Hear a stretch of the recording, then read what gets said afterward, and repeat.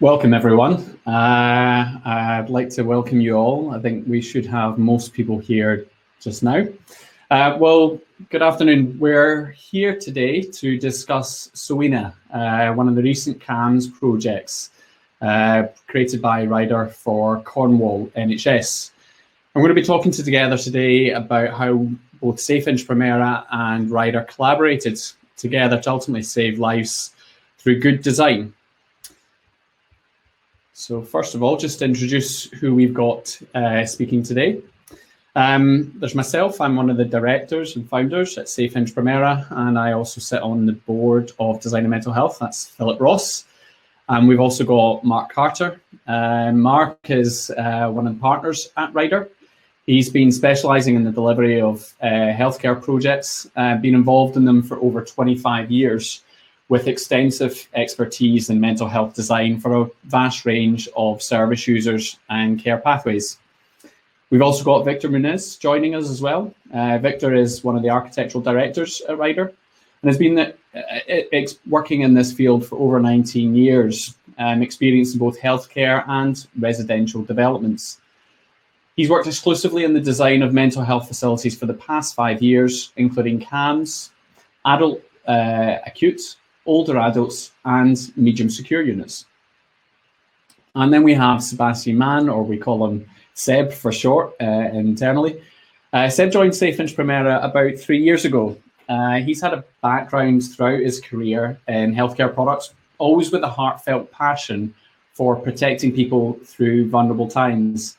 And Seb's one of our business development managers for the South.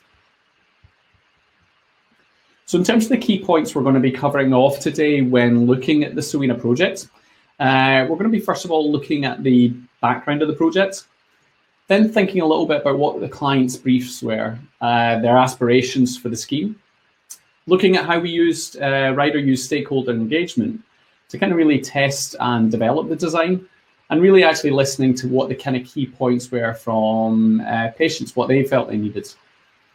And then looking across a number of elements of the building to understand what kind of design strategies were employed to help aid patient recovery. And then finally, as with any good scheme, there's always areas that we would look at back on and maybe think about differently next time. And so we're going to share some of those learning points towards the end.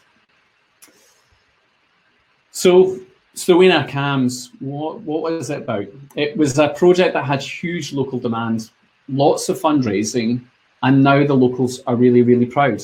So Mark, I'm going to ask you to get involved here. Can you just share with the attendees who was the project for and why was it so significant to the people in Cornwall to become this active? Yes, certainly. So this is a Tier 4 inpatient facility for children and adolescent mental health services. And it's for an age group of young people between 13 and 18. And it was so significant because before the building of this unit, young people in Cornwall were having to travel out of county many, many miles as far as Birmingham and other places to receive treatment. And I think that was fundamentally an issue in terms of how families and friends could support young people in their recovery.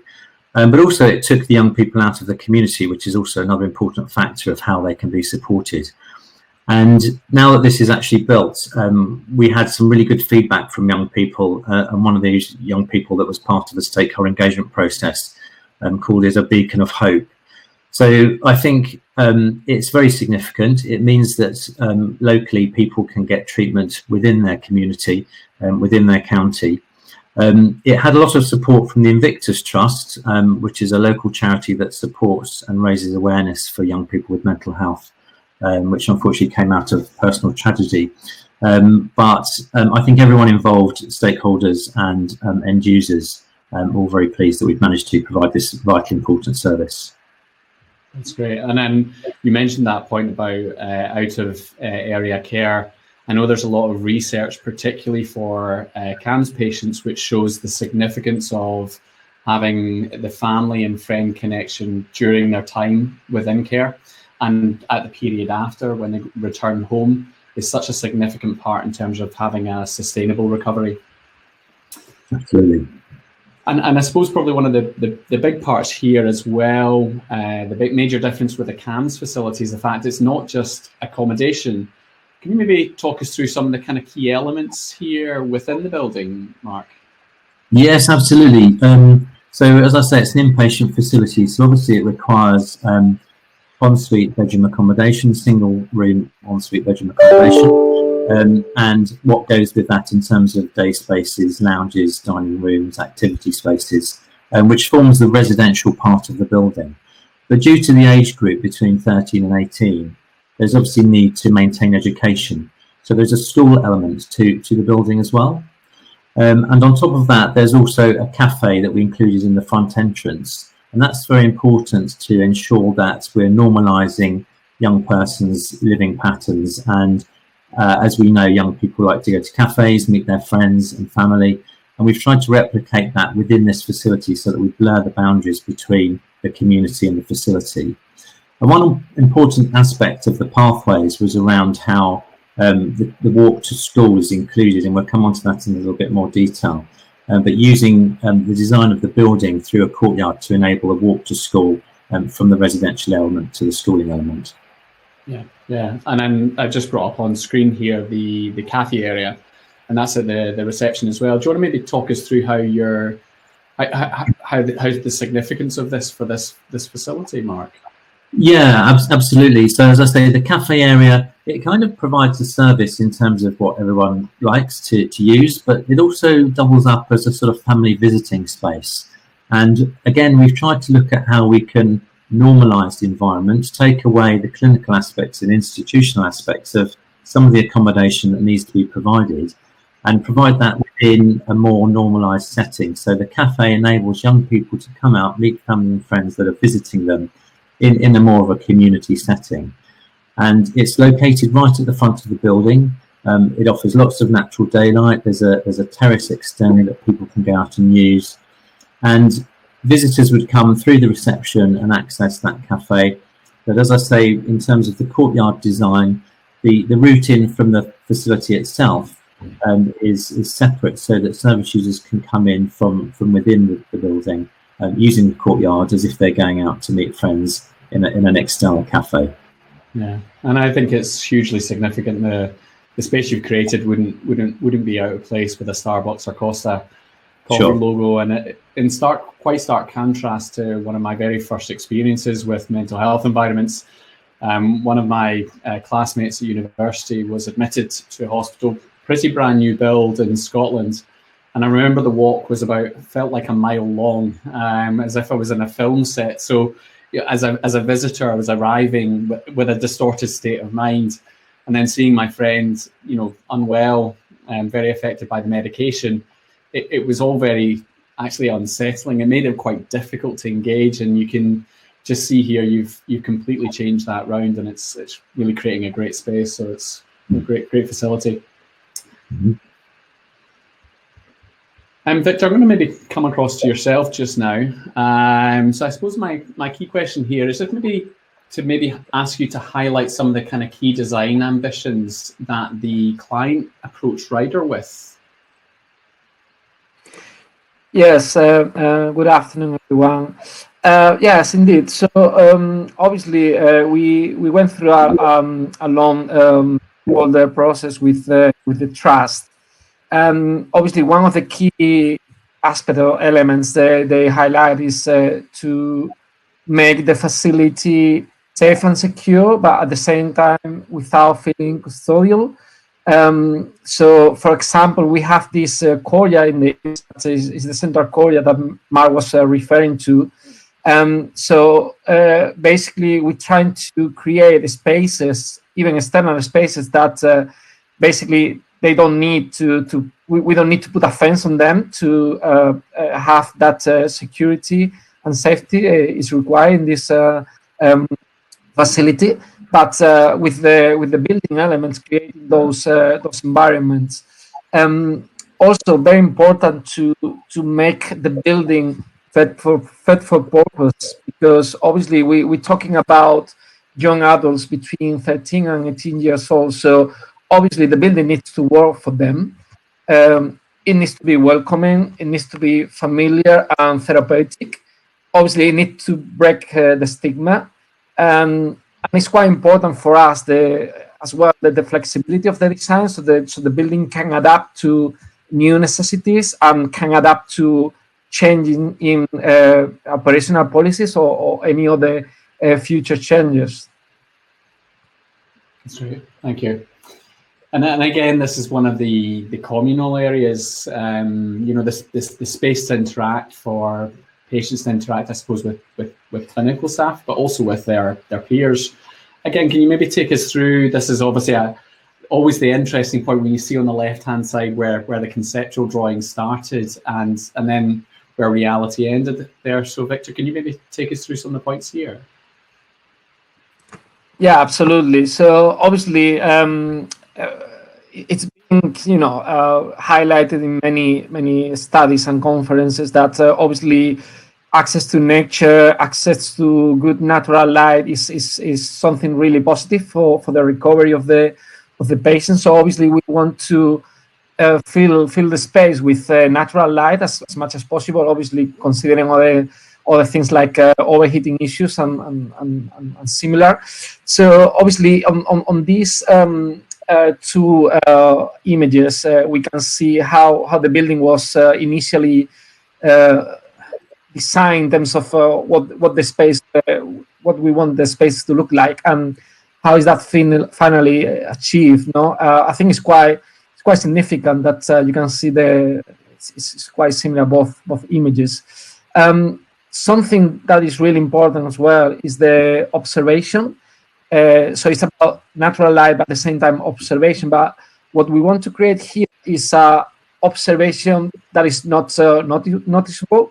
So basically, users, members of staff can interact, but in a more kind of a comfortable and more sporadic way. That something that happens because of they are sharing the same space. So, for example, this central seating that we have designed is what we call communication hub, is where a member of staff can sit and observe, but at the same time they can have a conversation with a service user in a very like a quiet and tranquil way. Yeah, and having visited, it was actually something that was really, really nice. I think one of the kind of very traditional sites I see within mental health environments is this kind of interaction between the service users and staff, often between walls or glass walls into an office, and it creates that kind of power imbalance. But the space was just so relaxed, and the quality amongst both patients and staff was great. And then we've obviously got the kind of bedroom clusters. You mentioned these earlier on, Mark. Can you maybe just take us through what was the idea behind the cluster approach to the bedrooms? Yes, so we wanted to again break down the sort of massing of the building into more sort of normalised domestic units. So we have 14 beds total in the facility. 2 of those are high dependency area beds with their own lounge and garden space, and the other 12 are arranged into 2 houses of 6 bedrooms. So it's a large house, but it's a house module for scale. It has its own small sitting room, and it also has its own private courtyard garden. So again, this replicates more of a sort of normalised setting, and you may grow relationships and bonds within your house setting in a community sort of style. So it encourages community. And obviously, you come out of the full cluster and access the communal dining areas and communal activity spaces, and you walk across the courtyard, leaving your house to get to school and experience the weather. So it's again all about as many sort of normalised daily living patterns as possible. Yeah, and it's a common point of feedback that I've had from many experts with experience and having been in these facilities, is sometimes you get these kind of mass social areas where everybody's expected to all get on at the one time and at the same time, and actually it being quite a frightening thing. So having these smaller cluster areas is actually a really positive thing. And it's great to see how you're using all these points to make the script space work better for young people in the recovery. We're obviously a door and hardware provider, and we're well aware of the kind of major role that they can play within mental health facilities. Seb, I'm going to bring you in here. Can you maybe just talk us through a little bit about your initial contact with Ryder, and I suppose how that started? Yeah, good afternoon, everyone. So I was very honoured, in fact, to be approached by Victor and Mark and the team at Ryder early on, actually, in the design stage. And we, at the time, discussed a brief, and that brief was quite clear, in fact, that the role that doors play within this scheme is critical, and how a good therapeutic environment and how, in fact, they can interact within a good therapeutic environment, facilitate privacy for those that reside behind the doors and use them day to day, but above all, keep patients and staff safe. Those were sort of the key design briefs that we received, and fortunately we were able to do that. Yeah, and you know, we've spent a lot of time talking about some of the really lovely aspects of this building and how it's going to be impacting and improving the recovery. The reality is these spaces are also here to help people through some of their most vulnerable times. So it's interesting and I think important to recognise the significance of safety. So maybe if you can take us through some of the kind of stats, I suppose, regarding doors and door hardware and why they're such a major part of the safety consideration. Yeah, it's not for great reading, unfortunately. You may be surprised to know that unfortunately 46% of ligature-based suicides occur on doors in inpatient mental health settings. Which is, it's more than we would all hope it to be. But there are means and ways that this can be achieved, but it goes together with some of the other challenges, actually, in fact, that staff face on a daily basis. This screen here represents, the black area represents a full day. The white spot actually represents the actual visible time using 15-minute observations, which is in fact just 3%. So the dark area behind the blind spot for clinical staff. So you combine that with the 3% visibility, with the fact that 46% of ligatures involve doors. This is an issue largely resolved in most bedrooms. You can understand these painful statistics include 91% of deaths occurring under intermittent observations. You really quickly realise that we're actually asking a lot from clinical staff, and if we want to save more lives, we really, us as door manufacturers and suppliers, need to make a change to our approach with doors and do what we can to help. See, this screen represents light, and if we can do what we can to bring light to that 97%, we can provide staff an alert for blind spots and inevitably helping them to better people's lives and in fact, in some cases, save lives. Thanks for the talk through there, Seb. Can you maybe also take us through some of the key points with you? We've got it on screen here. This is the actual the full door alarm, providing protection across the entire door. Maybe pick up on a few of the key points with the product that we used here at Ryder, the Sony project. Yeah, sure. So one of the tools that we've been able to develop is full door ligature detection. Essentially what this means is that high risk doors such as bedroom entrance doors can be, and in this case have been, turned into an entire door weighing scale, essentially. So any excess weight on any side or the door in its entirety is alerted via the staff panic attack system. So part of the Cornwall's brief and Ryder's brief was that they were very keen to avoid that institutional feel, no visible technology outside of what you would expect to see on a door, so that again it can help with and make an impact on that patient's recovery. So an alternative to this was, and one technology considered prior to this, was the door top alarm. Now, this technology is, for those that have seen it, is very visible on the top of the door.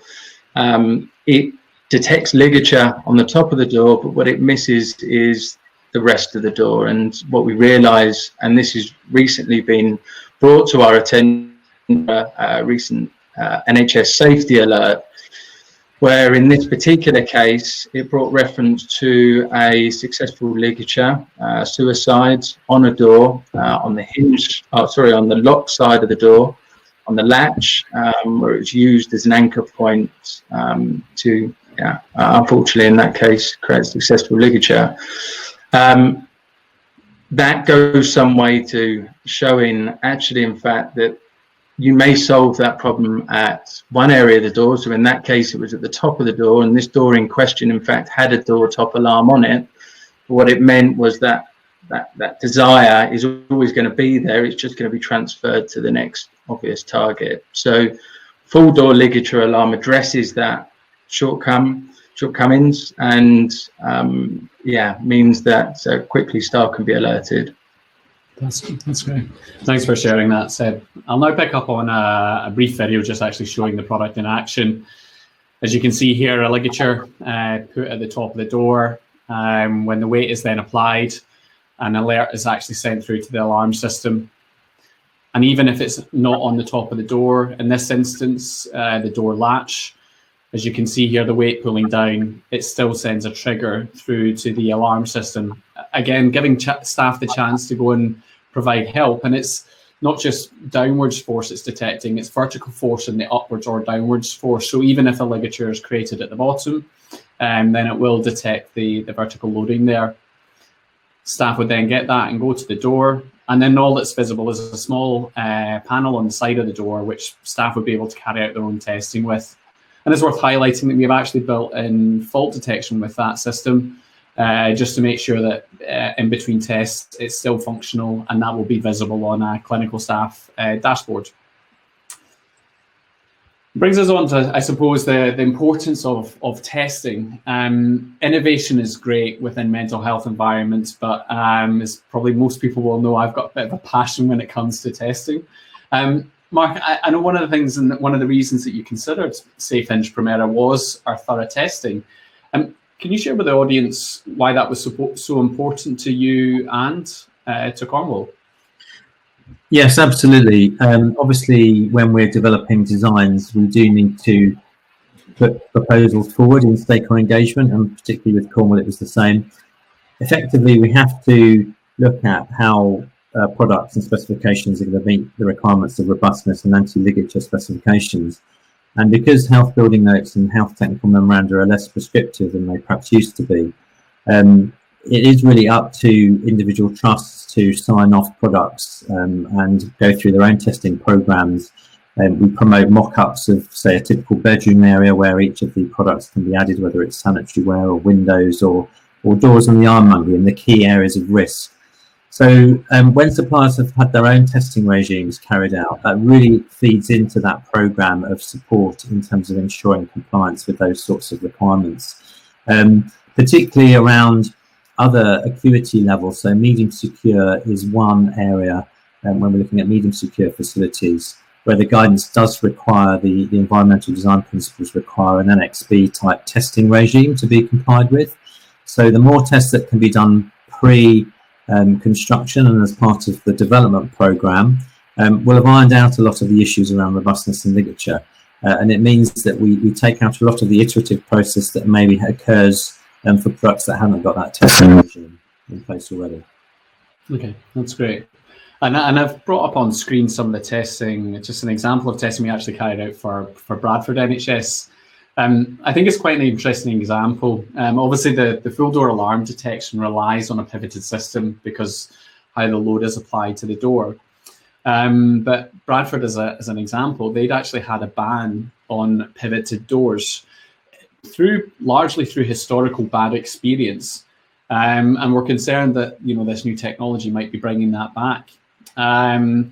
But however, they, like a few other scenarios now, had an incident at a latching point on the door, knowing that a door top alarm wouldn't actually solve the problem and wouldn't protect their patients. They felt that they had to have the difficult conversation and explore our own full door alarm. So we actually brought a team of them to our Glasgow workshop, and they were in attendance for the full day of testing. And this was carried out in line with the MSU guidance that you referenced there, Mark, Annex B. But we've also added a number of points in ourselves. And I've put the short URL on screen there. So if anybody wants to go out and check and see the testing themselves, we record everything we do. It's all visible. And it's shp.help/Bradford, and you'll get straight through to the testing there. And interestingly, we've recently finished phase 1 in terms of the works at Bradford, and are now looking at a wider estate rollout of this life-saving technology.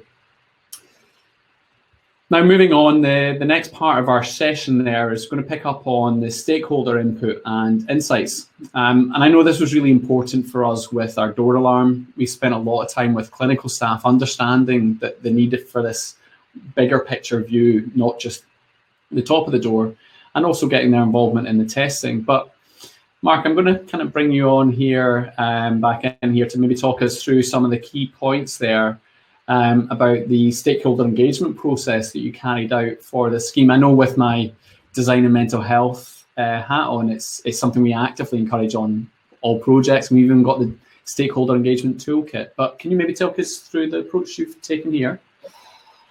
Yes, absolutely. At Ryder, we have a strong ethos of collaborative project working, whether that be design sprints or structured briefing programs. And it's very important for the whole design team and stakeholders, trusts and others, to be part and buying into the proposals that we're developing. And we did so with Cornwall. So we structured a process of stakeholder engagement which included key topics, programmed out against timelines.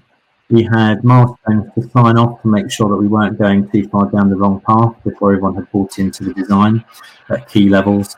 So that would be sort of 1 to 200 plan room relationships, then looking at 1 to 50 room loaded plans, and then going on to specification discussions, including doors, sanitary ware, windows, all of the key areas that need to be agreed and signed off. And it's important to get the governance right for those sessions, and having the right people that can represent the same topic continuously and have sort of decision-making capabilities. And it was very successful at Cornwall, and I think everyone would agree that the process went very smoothly. One of the other aspects that we look at sometimes is a day in the life scenario, and that's what we're showing on the screen here. And this looks at the plan as it's developed to a certain point. And what we do is we test the plan to check that it's meeting operational policy requirements. And it's a very engaging process. So all of the stakeholders represent different people that may be visiting or inside the building, whether that's service users, staff, nurses and doctors, visitors, facilities management, cleaners, etc. And they have coloured counters to represent their group. And we go through a process of placing those counters to represent where people would be at different times of the day, such as meal times, medication times. And then we can test certain scenarios, such as a fire occurs in a particular room, or a package is found in the courtyard, and what's the policy to deal with that scenario. So it very much helps prove or test that the design is going in the right direction, but also helps trusts, particularly with Cornwall in this case, ensure that their operational policies are correct. And alongside that, it also helps test things like staffing levels and have they got the right levels for enabling all the activities to occur whilst maintaining observation and privacy and dignity throughout the day. So I think it was very successful. That's great. That's great. Thank you. And moving on, I suppose there's with the stakeholder engagement, that's kind of some of the higher level points there that we've been talking through, Mark. Victor, maybe come back to yourself and maybe some of the more detailed design points. What were some of the key learning points that you took on from the sessions? Yes, so obviously we talk about personalization, so how we can design, as we mentioned before, the facility to be a fit for purpose for this patient group. As we said before, flexibility of the design, the ability to provide also space for high dependency patients, always looking for de-stigmatizing the environment to make it more warm and homely. Obviously, empowering patients so they are confident of the space is very important for us, that they can feel like they can control their own environment. It's something that we will look at in other slides later on. And maybe it's something that is quite interesting. We can show some how we brought this into life in the project.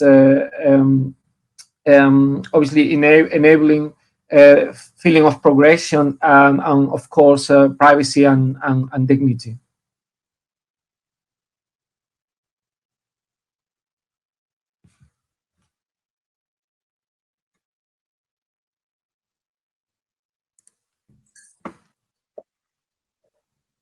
Have we lost Phil? Yeah. You want to carry on talking about the personalization side, Victor? Sorry, yeah, thank you. I think I'd forgotten to take myself off mute there, so apologies there.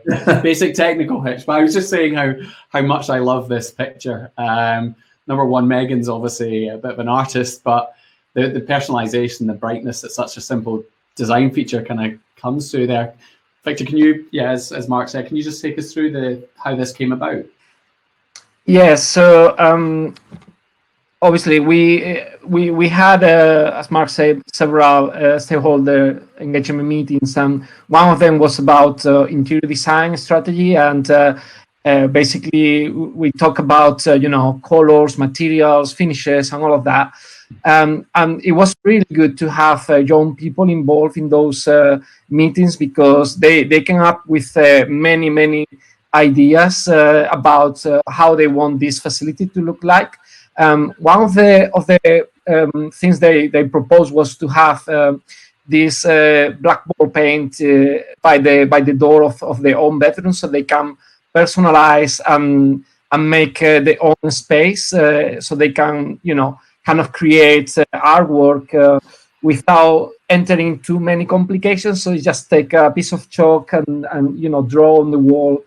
And that obviously can be changed every day if they want to. If they feel, they have a good session, they can come back and draw something nice on the wall or whatever. And it's really nice to see when we visit the unit once was completed, to see the different walls, the different blackboard paints along the corridor. They were all so creative and different. It was really good. It was great. Yeah, I think it's such a fantastic example of basically low-tech design features that don't have to cost the world, but actually can create a really big impact. And personalization is one of the key points that's brought up in the Design with People in Mind design toolkit from Design in Mental Health. This was one of the other points I know, Mark, you mentioned earlier on, was about the walk to school. But Victor, I know that you had a number of considerations with this approach. Can you, again, you take us through the central courtyard area and what the key considerations were from a design side? Yes, of course. So obviously environmental considerations, the use of the outdoor spaces, again, natural light, And as what Mark mentioned about the walk to school, so on the right-hand side of the images, we have all the education spaces, or our ADL kitchen, classrooms, activity rooms. So basically from the residential area, we can go outside, experiment the elements, feel the rain, feel the sun, and just go to school as you normally do if you are at home. No, you just walk to school. So obviously, we also consider in this space having this, as you can see in the center of the image, the bifolding doors, so those can be open, and then the classroom can be moved outside if the weather is good. Also, things that we consider, like the landscape, how the planting can benefit and can improve the space. So here is the landscape is creating a double function. It's obviously making the space nicer, but at the same time is creating a screen on the rooms on the left-hand side, which are more common private functions for interview and things like that. And then the use of sustainable materials and easy maintenance, like the artificial grass that we show in this space, which obviously helps the trust on the daily maintenance, tasks. And I think really, creating that central core as a central point of the unit. I think it looks great, and I suppose we've all moved into the work from home status, and there's a real risk that sometimes you don't even leave the house. I know myself, it's kind of a simple trick I play. I kind of walk to my local park, have a walk around there, and come back home just so I know that I've had a start and end to the day. So I think it's important psychological considerations to take on board in the design there as well. Moving on from that, I know that one of the points you talked a lot about with the stakeholder engagement was actually locking and unlocking their own space. So, Seb, do you want to maybe take us through some of the key areas and what we've got up on screen here with the electronic locking system? Yeah, so the electronic locking system was something introduced predominantly to the bedroom entrance doors, and the brief was quite simple, really, and it included the need for the patient to be able to lock and unlock his or her own space, instead of being reliant on maybe staff members to do that. What that also inherently increased was the confidence of space, so confidence in your own belongings, and knowing that they are secure and housed safely behind a locked door when they were to leave that space. Inevitably, what this also increases is increases independence and respecting of their own space. I give an example. We wouldn't expect to go to a hotel and be given a key, or even worse, expect the hotel owner to lock and unlock our door every time we left. So again, it just gave that sense of independence and respect to each individual's private spaces. Yeah, and I know that we've also got the image up on screen on the wristband that we co-developed with a number of experts by experience. There's always kind of a quite a surprising but significant point, the feedback of how often they would comment about clunky wristbands which were either too big or too small for the wrist and would become an irritant. And one of the things we developed was this safe wristband that has a break force of 4.6 kilos, so it reduces any risks of ligatures. And it sits comfortably on your wrist like a watch. So, again, when we've designed it and created it and asked patients to give us that feedback, they absolutely loved it and actually said they just forgot it was there. So it's just really kind of thinking that whole picture there. And I suppose obviously with providing independent access, there's certain risks. So the override's important. I'm going to just show, this is actually a later iteration of the electronic locking system that we have. This is just recently launched. This is our integrated override system. So rather than having a toolkit to override if there's been any tampering with the lock or there's a barricade scenario, The staff lifeline key would operate the vision panel, would operate the anti-barricade system on the door, but also on the lock as well. And it allows them to get in an emergency, even in the most determined barricade scenario, in just 5 seconds. You'll see here it's overriding the lock, but it's also giving a solid grip handle to open the door as well, ensuring that they can always get in, no matter how determined the barricade is on the other side. One of the things that we talked about earlier on was the risk journey. And Victor, you talked us through this kind of progressive view on risk.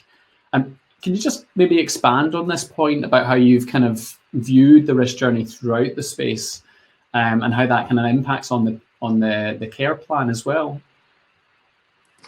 Yeah, so obviously we basically designed the unit looking at the different risk levels that we need to, or the trust will have to face at the different situations. So obviously we create different spaces from the more private and more let's call it secluded. We have incorporated, as Mark said, a 2-bed cluster for high dependency patients. They have their own lounge and garden space as well. And from there we go to the bedroom cluster with, again, their own lounge and courtyard. And then moving into the day spaces where, it's more open to everyone, but still secure and safe in the center of the building. Moving into the central courtyard on that journey through the courtyard to the school. And then we finish on some other spaces that are outside the main building, where we have an horticultural therapy garden and the sports hall, which are basically located outside the main building block. And obviously where the fence levels are much smaller, because obviously those spaces will be available for patients that has been risk assessed to basically access to those spaces. So obviously it's all about working together with the Cornwall Trust to identify the needs and how the building can respond to the different levels of acuity and risk of the service users. Yeah, I think it's good. And it again, it's another common point of feedback we receive is that feeling of ownership growing towards returning home as well. So it's significant to see that progress from the patient perspective. So obviously that varying risk, that must apply to the kind of consideration to what doors or what hardware is specified for different areas of the building then. Yeah, it does. And this was something that actually, in fact, again, Victor and Mark and the team at Ryder, together with Cornwall, we were able to sit down and have a very open discussion about this, and able to use that information to help define the specification based on risk, as opposed to a generalization of specification. So give you 2 examples. The bedroom door and the bedroom entrance door was felt to be one of the higher risk doors. It's the most private space and offers privacy to the patient. So that being said, what we discussed and ended up going with was a full door ligature alarm to that door, together with anti-barricades, which offered staff fast access in the event of emergency, and the electronic access control. So that was almost fully specified. Now, the risk, however, well, there isn't always the same risk in different areas. And another example of that is the therapy room, which is generally co-occupied, so a managed area.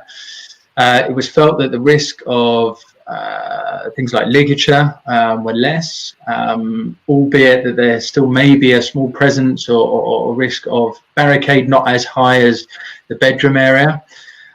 So we looked at an alternative specification there, which still incorporated the risks, but to the correct level.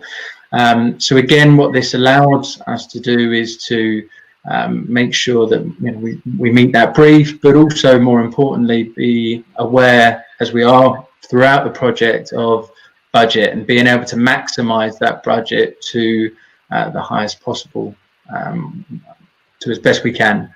Yeah, and I think it's a really practical point, but a significant one. It's important to make the budget go as far as it can to allow all the key design features. Yeah. Now, obviously, when we're working on projects of this scale and significance, there's always going to be something you look back and think, right, next time, and with hindsight, and I thought it'd be helpful just to maybe take us through kind of some of the key points. I know this was one of our earlier door alarm projects. So, Seb, do you want to maybe talk us through some of the kind of questions that came up or things that we've done, I suppose, differently on future projects since we actually completed the scheme at Sowena? Yeah, so Sowena was a great example. It was one of the first, as you mentioned, one of the first projects where, in fact, we had door alarm together with electronic access control and anti-barricade all within the same door. So I think it was inevitable that we were going to come away and learn from a number of lessons. But I think that the biggest lesson that we learned was that, and realized that it is a big ask to ask a third party installer to install such specialist products, which are extremely sensitive and designed to be so.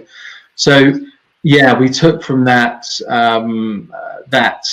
now, and we've implemented this since, that for every door alarm project where door alarm is present, that we will provide a supply and fit service for that door set.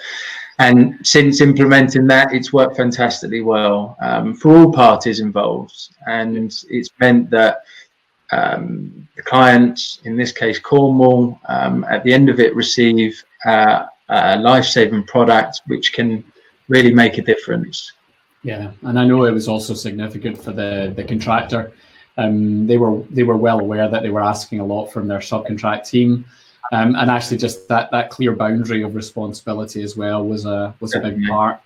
Yeah. And I suppose one of the things I'll maybe pick up is actually one of the questions that's been asked by, I think it's perhaps Lynn or Leanne, sorry, from TZESC and Weir has asked here about the ensuite bathroom door, and observing in one of the slides earlier that there wasn't one.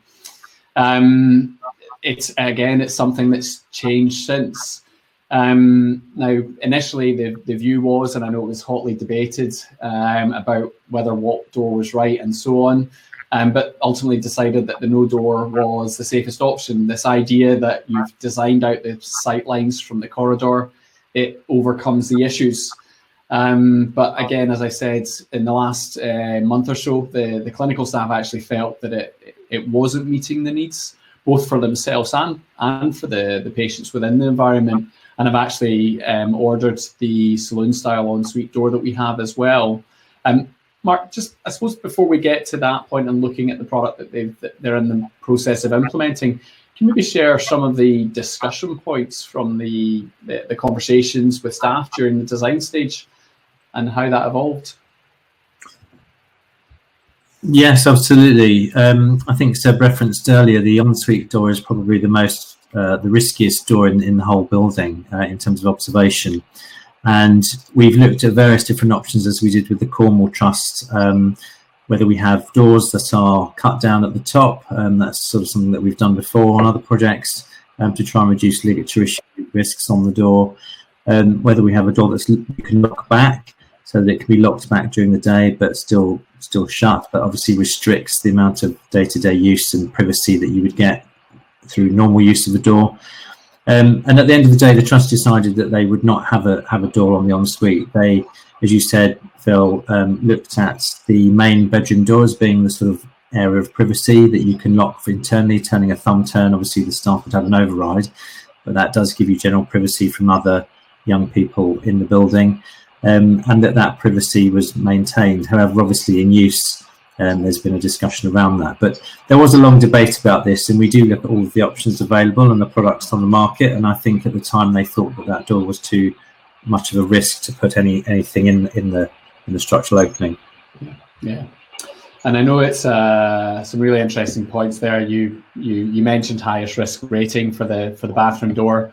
For those out there who follow the Manchester risk model, it scores an 81, which is the highest, it being a door behind a door. I know sometimes people raise concerns about, particularly within CAMs, what about over drinking? And it's often used as a weight control issue.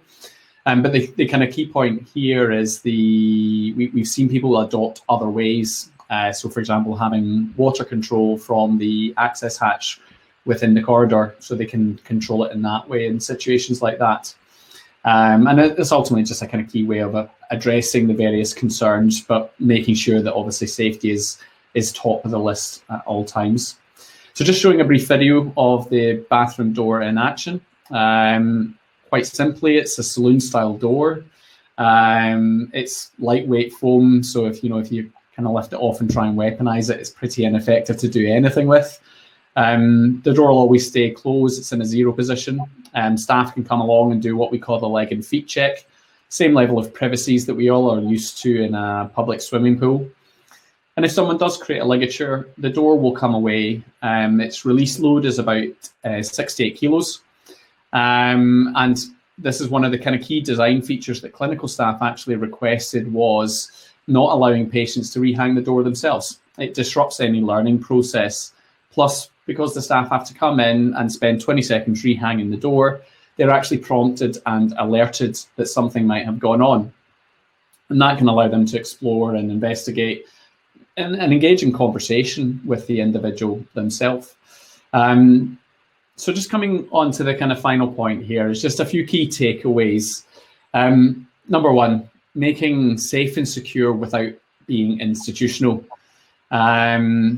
Thinking about the privacy and dignity. That was ones that obviously things have adapted since the original scheme completed. Personalization and the power and impact that can actually have on the patient's feeling at home in this space. And then looking at electronic locking and the safety mechanisms to make sure that we can provide independence for patients, as well as facilitating their recovery journey and progression. And I suppose more importantly than all, just giving them the simple confidence of space, knowing that when they leave their bedroom and they lock the door, that their items are safe and secure. So we're going to kind of move on to the Q&A section. Just whilst we're waiting on a few questions coming in, I thought I would highlight to you that we do, and we have been carrying out a number of webinars over the past few months during lockdown. So we've got a number of additional topics that we've been covering off, focusing in on anti-barricade and some of the key clinical feedbacks and product features that we've created off the back of that, as well as ligature reduction design strategies as well. So if anybody wants to go and watch those and learn those, then if they go to shp.help/learn, you'll be able to go in and access those. And there's a number of research studies and resources as well on each of those pages, which kind of supports the development of each of the points. So I'm just going to go to the first question. We've got one here from John. Hi, Mark. Does the unit have a place of safety incorporated or attached to the building? It doesn't actually. No. So it's on, what I should have mentioned at the start, it's on the Bodmin Hospital, the main hospital there, where the trust have other facilities, but the sort of discrete entrance into the building, so you couldn't quite see that on the plan, but we do have the two HTU beds with their own lounge and garden area, and there's a discrete entrance in from that point of the building. So rather than coming through the main entrance and reception areas, you would come into that point and bring people in. They would prepare one of the HTU beds as a sort of place of safety area to bring new admissions in if there's a sort of heightened discrete entrance required. So that was the breakthrough that we discussed with the trust. Thanks for that, Mark, and I hope that answers the question, John Plum. Sophie Bailey-Stevenson, you've asked there about what alarm system was used to link to the full door ligature alarm. On this scheme, I believe, Victor and Mark, you might know the answer, but I think it was Guardian Systems, was it? Victor? I think so, but I can't really confirm that. I think it was Phil. It was a standalone remote system anyway, so no hardwired buttons. It was the usual, staff attack alarm mobile system. That's fine. I know that we can integrate with a number of them, but I'll pick up on that afterwards, and we'll clarify the answer. And Sophie also asked the second question: is the new lock set with the handle available? And if the old version is fitted, can it be upgraded to the new? Yes, quite simply it can. Everything apart from the surface mount part stays the same. So we would take off the old components and apply it to the existing door set, and it would work with the existing internal handle and the existing lock case as well. And it is now available. It's been out for the last couple of months. We've already had the first couple of projects as well. So it's getting a lot of interest and attention on that. I think people have long recognised the safety features of the Primera override system. So kind of bringing that all into the lock and just making it rapid and avoiding the need for the toolkit is a significant part. Just checking in for some other questions. The one question here was, you mentioned Bradford's change in direction regarding pivots. We also have similar concerns. Can you share some of the testing considerations?